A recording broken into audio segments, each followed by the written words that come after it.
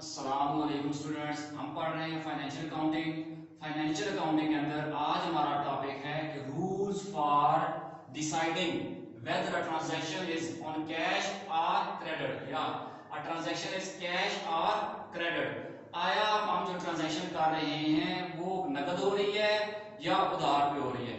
تو ٹرانزیکشن جب بھی کی جاتی ہے تو جو نئے اسٹوڈنٹس ہوتے ہیں ڈی کام یا بی کام والے یا آئی کام والے، وہ بہت پریشان ہو جاتے ہیں کہ پتہ نہیں یہ ٹرانزیکشن ادھار پہ ہے یا یہ نقد ہو رہی ہے یا ادھار پہ ہو رہی ہے۔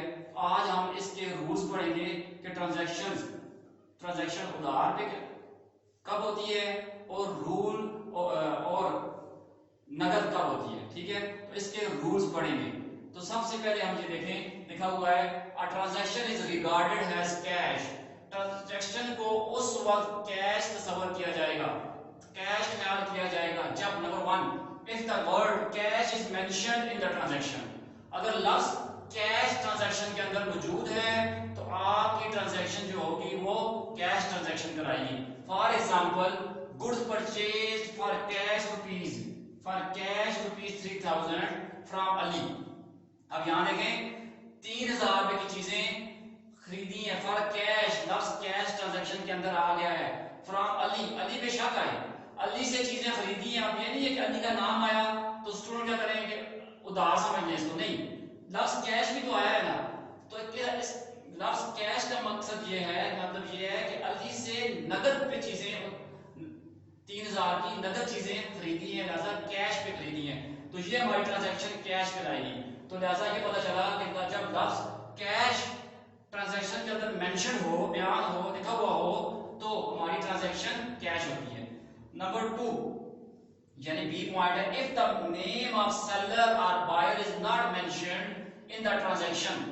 اگر بائر یا سیلر کا نام ٹرانزیکشن کے اندر مینشن نہ ہو، ٹھیک ہے، تو تب بھی ہمارے پاس ٹرانزیکشن کیش ہوتی ہے۔ اب یہاں پہ پہلی ٹرانزیکشن کے اندر سیلر کا نام مینشن ہے، ہم نے اسے چیزیں خریدی ہیں، ٹھیک ہے، مگر ساتھ لفظ کیش بھی آ گیا ہے، لہذا یہ کیش ٹرانزیکشن ہے۔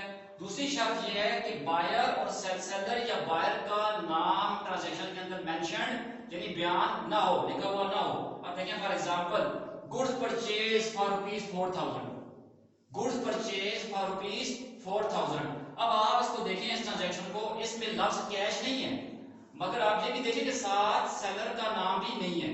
تو سیلر کا نام نہیں ہے، بے شک کیش لفظ نہ ہو، ٹھیک ہے، تو ٹرانزیکشن آپ کی نقد ہی ہے۔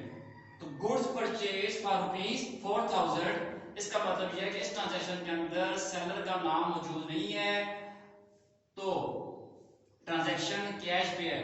اب ہم دیکھ رہے ہیں کہ لفظ کیش بھی یہاں موجود نہیں ہے، مگر بے شک لفظ کیش موجود نہ ہو، اصل چیز یہاں پہ ہے کہ سیلر کا نام موجود نہیں ہے، ٹھیک ہے، تو یہ ٹرانزیکشن بھی ہمارے پاس کیا ہوگی کہ نقد ہوگی۔ آگے چلتے ہیں ہم کہ پوائنٹ 2 ہے a transaction is regarded as a credit transaction۔ a transaction is regarded as a credit transaction۔ Transaction کو ہم اس وقت کریڈٹ تصور کریں گے جب if the word، number point A ہے if the word on account or on credit is mentioned in the transaction۔ اگر لفظ on account or on credit، اگر ٹرانزیکشن کے اندر یہ لفظ دیے ہوئے ہیں، ان میں سے ایک لفظ دیا ہوا ہے تو آپ کی ٹرانزیکشن ادھار پہ ہوگی۔ ایگزامپل 1 دیکھیں goods purchase for ₹7000 on credit, صاف صاف پتہ چل رہا ہے آن کریڈٹ لکھا ہوا ہے، ٹھیک ہے، کیش کا لفظ اس میں ہے ہی نہیں ہے، تو آن کریڈٹ لکھا ہوا ہے، 7000 روپے کی چیزیں ادھار پہ خریدی ہیں۔ تو کریڈٹ کا پہلا رول یہ ہمیں پتہ چلا کہ ٹرانزیکشن کے اندر لفظ آن اکاؤنٹ یا آن کریڈٹ لکھا ہوا ہو تو ہماری ٹرانزیکشن ادھار پہ ہو جائے گی۔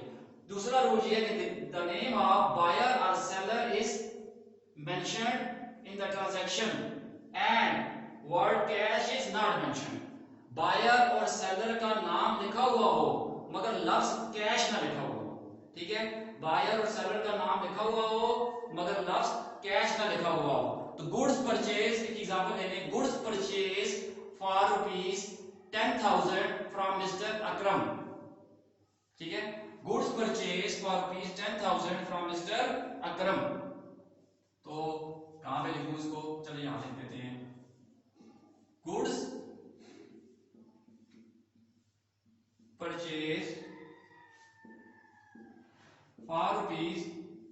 10,000 फ्रॉम मिस्टर अकरम।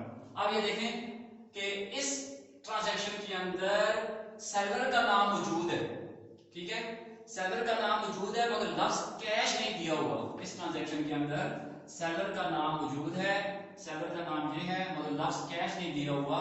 तो इसका मतलब ये हुआ कि ये ट्रांजैक्शन भी उधार पर है। तो हमें ये पता चला कि रूल्स क्या है हमारे पास, किस आया ट्रांजैक्शन उधार पे है या नगद पे है।